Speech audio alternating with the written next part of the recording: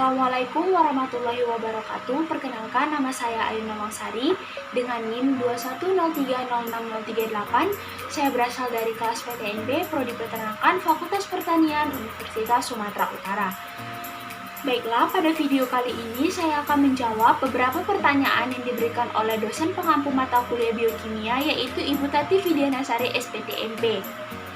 Baiklah, kita masuk kepada pertanyaan yang pertama, yaitu jelaskan struktur molekul dari enzim dan berikan contohnya. Enzim memiliki dua struktur molekul. Yang pertama ada protein atau apoenzim dan yang kedua ada kofaktor. Nah, enzim biasa disebut dengan holoenzim dikarenakan enzim memiliki struktur yang sempurna dan aktif dalam mengkatalis bersama logam. Baiklah, kita masuk kepada struktur yang pertama, yaitu protein atau apoenzim. Protein atau apoenzim bersifat dominan dan mudah dipengaruhi oleh suhu dan pH. Selanjutnya, struktur yang kedua itu ada kofaktor yang berfungsi untuk meningkatkan kerja enzim. Kofaktor sendiri terbagi menjadi dua. Yang pertama ada molekul organik atau koenzim, contohnya itu vitamin. Dan yang kedua itu ada molekul anorganik, contohnya itu mineral. Nah, untuk enzim sendiri, untuk contoh dari enzim sendiri ada enzim amilase, lipase, tripsin, polimerase, dan lain-lainnya. Selanjutnya kita masuk ke pertanyaan yang kedua, yaitu jelaskan dua model cara enzim bekerja. Ada dua model cara enzim bekerja. Yang pertama itu model kunci dan anak kunci yang diusulkan oleh Emil Fischer pada tahun 1984. Di mana enzim hanya bisa berikatan dengan satu substrat saja pada sisi aktif. Di sini, gembok diibaratkan sebagai enzim dan kunci diibaratkan sebagai substrat. Nah, nantinya enzim dan substrat akan berikatan menjadi kompleks enzim substrat. Substrat akan diubah menjadi produk dan akan dilepas dari enzim. Nah, untuk model yang kedua itu model kecocokan terinduksi yang diusulkan oleh Daniel E. Koechlin pada tahun 1958. Di sini, kofaktor akan berikatan dengan sisi allosterik dengan cara mengubah sisi aktif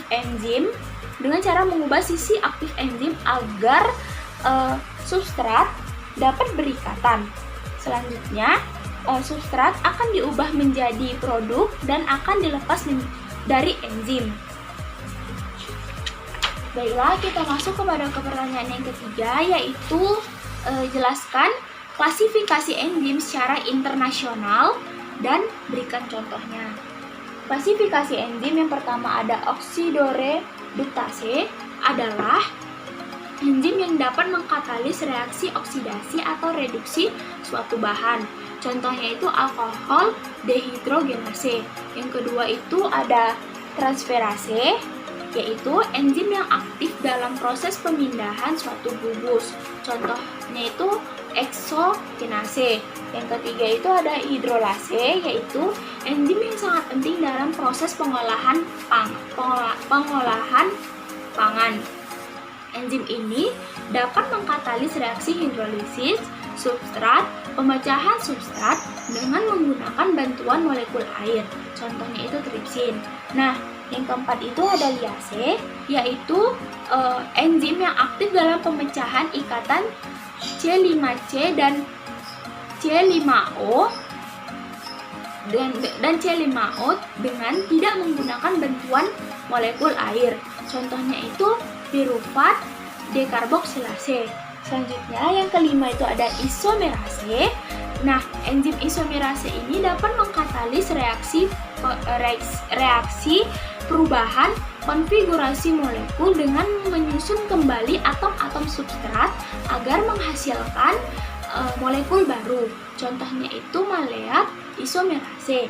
Dan yang terakhir ada ligase, yaitu enzim yang mengkatalis perubahan ikatan-ikatan tertentu. Contohnya itu pirufat karboksilase. Baiklah, kita masuk ke pertanyaan yang keempat, yaitu jelaskan sifat-sifat enzim. Sifat-sifat enzim pertama itu enzim sebagai katalisator yang dapat merubah laju reaksi tanpa ikut bereaksi. Yang kedua itu enzim itu suatu protein. Struktur dari suatu enzim tidak lain adalah protein, karena aktivitas katalitiknya bergantung pada integritas strukturnya sebagai protein, walaupun ada beberapa senyawa yang dapat bertindak sebagai katalis, misalnya itu RNA. Nah, yang ketiga itu enzim itu khusus.